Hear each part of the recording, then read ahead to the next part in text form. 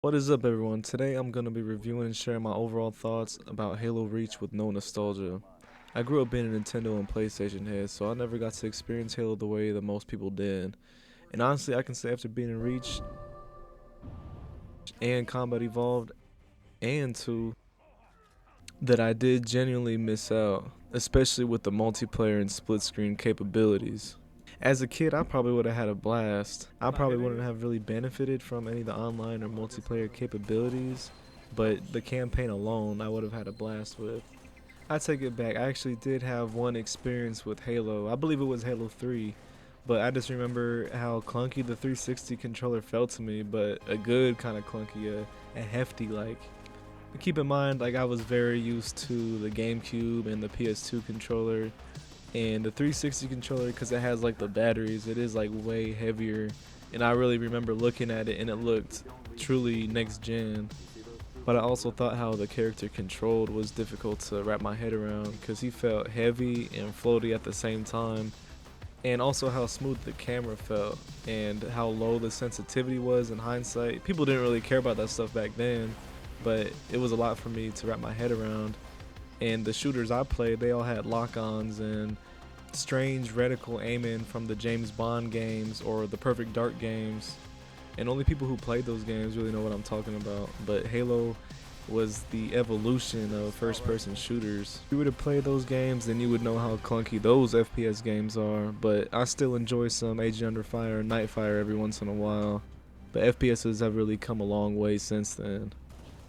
But back to my one and only Halo experience from my childhood, I really only remember aliens shooting at me and blood sticking to the ground of all colors, and I thought that was super cool. Well, the year is 2026, and I'm a grown man, and I can buy grown man things like the Halo Master Chief Collection that I bought at a Steam sale probably like 2 years ago. And now the question that's on everyone's mind, what is Halo Reach like to someone who's never played it before? The short answer is I absolutely loved it. I had a blast from beginning to end. And right off the bat, I loved how the tone of Reach was. And keep in mind, I did also beat Halo Combat Evolved probably like a month before this. So I am used to like how the Halo games feel and play, but they do a lot of different like experimental things that's different from Combat Evolved. But right off the bat, I loved how the tone was for Reach. After beating Combat Evolved, this was a much more darker and grittier take. So like if Halo Combat Evolved was more of a New Hope, Halo Reach would be like a more edgier Phantom Menace prequel. At least that's how I have it in my mind. But the tone and the color palette, how the first mission has you fight in a village that's being pillaged, murdered in front of their homes, really dark and gave me that early 2010s military shooter vibes, something that a lot of AAA shooters are missing, the edge and the feel that war is really going on. And I think it's easier to immerse yourself in this fictional world rather than like the latest Call of Duty or the latest Battlefield 6, because they don't really show you the after effects or like the real things that go on in war. Modern military shooters just feel like shooting galleries with random bad guys with random accents, and they feel like military games and not war games. So we went over how I was a huge fan of the tone and how it immediately gives off that classic 2010s war game feel. But a classic 2010s war game can only be as good as its guns. All the guns feel great here, but my top three in no particular order being the DMR, the sniper rifle,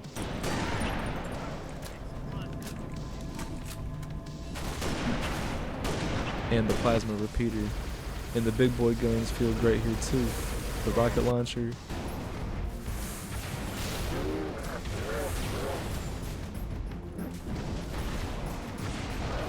fuel rod cannon, and the plasma launcher.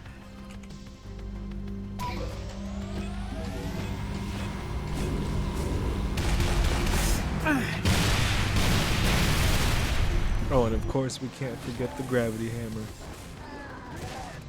Other weapons that stood out to me was the needler rifle. I think it's a super cool variant of the needler. Scout rifle. I don't know if they did, but I think it would be cool if they did an AR version of it or a shotgun needler. And the shotgun needler could act like the smart shotgun from Cyberpunk. Not gonna lie, I was super disappointed in the Magnum pistol. It was easily one of my favorites alongside the assault rifle in Combat Evolved. I feel like they nerfed it and it only has 8 shots. Like, what the heck? It wasn't terrible, but it was a gun that I definitely avoided. I did give it another shot later on and still was just super disappointed by it. And while I was playing the grenade launcher, like, I was mostly using it towards enemies, and I didn't like it because they bounce too much. They remind me of like the War Machine from Black Ops 2. But I was seeing that people use it against aircrafts, and it's really good against that and vehicles.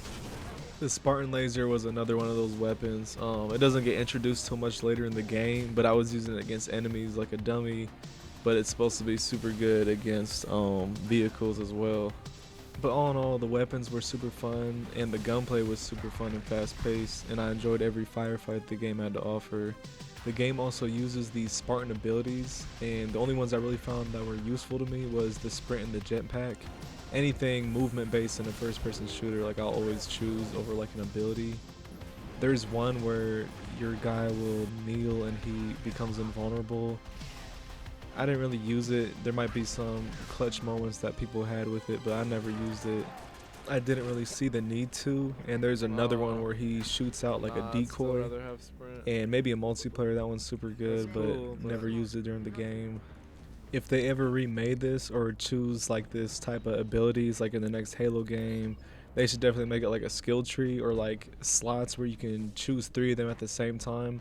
But like I was never taking the sprint away, or I was never taking the jetpack away for invulnerability or the decoy. This wasn't worth it in my opinion. And that's how you know the sprint was too good, cause like in Halo Infinite, that he can just sprint without having an ability equipped. He could just do it. The decoy, I can kind of get why they did that. It was probably really good in multiplayer, but I didn't really see a use for it in the campaign because you just end up shooting up anything anyway, and there's no like silent weapons, at least to my knowledge. But you can also stealth kill people, which is really cool too, and the animations are really cool. That's hard. The level design I was super fond of. It always felt cool to progress through the game. The game never felt like a chore to walk through the levels. The vehicles are super fun to drive as always. The one mission where you get to drive in the Pelican, where you go from skyscraper to skyscraper, was probably easily my top 3 missions in this game. I couldn't tell you what my top 3 was, but that's definitely in it. There's also a really cool like space combat mission that I thought was really cool, and it looked absolutely gorgeous even for like today's standards. I thought the last mission was really cool too, where not the lone wolf one, and yeah, that mission is cool on its own, but the one before that where you're driving through that little dust planet and you see all them big spider robot things, that one's super cool. The one where you have a standoff in that little ice cavern planet one was super cool, and you had to protect them from destroying the gate. The one where you're like in a city or like a metro area and all them big boys start running at you, that one was super cool. Honestly, like all the missions in their own way really stood out, and any mission would be fun to pick up and play or replay. I loved how in that Pelican mission it was open zoned, and in future Halo installments they should definitely look towards that kind of level design where it's open zone instead of open world. I feel like they could do a lot more there, and it would speak a lot more to players. Like in that one open zone area in Last of Us 2, the Seattle Day I think it was, where it was like this massive little open zone world, and you could find stuff, you could miss stuff. I think that you could find the shotgun in that little maze bank thing. Not the maze bank, that's from GTA 5, but that little bank area and stuff like that. Like that is special, and that means a lot. Means a lot in the way where it really rewards you for exploring. But all in all, I absolutely love the level design at Halo Reach. I think all of them was really fun to play through, and I definitely would want to play through them again. But overall, when it comes to gameplay, gunplay, and level design, I would give it an 8.5. Now up next is the story. I'm not super up to date on the Halo story at all. All I know is that this is a prequel to Combat Evolved. But here's a little summary of Reach's story. Halo Reach is a tragic prequel detailing the fall of the UNSC fortress World Reach to the Covenant in 2552. Players control Noble 6, joining Noble Team to defend the planet. Despite heroic efforts, the Spartans are killed one by one, enabling the Pillar of Autumn to escape with Cortana, carrying crucial data to start Halo Combat Evolved. The story did what it needed to do. There were no moments where I didn't like or thought dragged on or whatever, or that I thought was dumb. Maybe once I beat all the Halos, I can look back and appreciate the story more, but I think through and through it was solid, so I'll give it a 7 out of 10. But it can be pointed higher later on. I might do an in-depth retrospect of going through all the Halo stories and see how they correlate with each other, but that's probably gonna be later on, y'all. So in total, it took me about 3 hours and 50 minutes to beat Halo Reach. Cheaper and faster!